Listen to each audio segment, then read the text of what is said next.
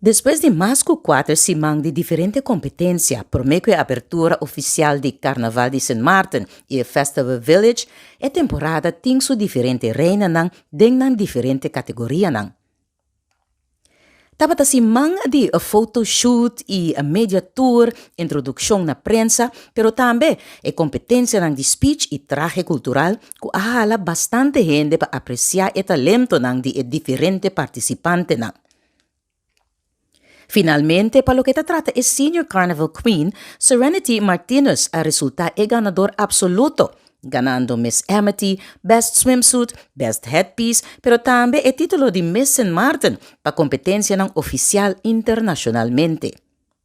El Teen Carnival Queen a resultar Dorania Pascal, que abay con varios premios también, incluso en mi entrevista con jurado. El Miss Mature Carnival Queen a resultar Talia Tezi Pantoflet, que gana entre otros Miss Speech y Miss Amity.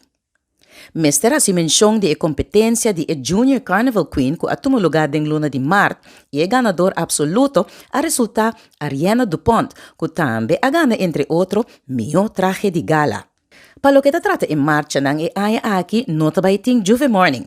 Y ya tur auto kulota den gran marcha combina esta marcha de mucha y marcha de gente grande tras de otro. Tur vehículo ta de keur caba para arriba caia dia promé y 3 de mei binidero. Pa awe noche, lo ting e band clash a caminda e banda na local lo competi contra di otro pa waken por excitar e público más tanto con ang ritmo nang di road march. Y el ganador lo tiene oportunidad para representar St. Martin en el famoso Caribbean Flag Fest con banda nang internacional.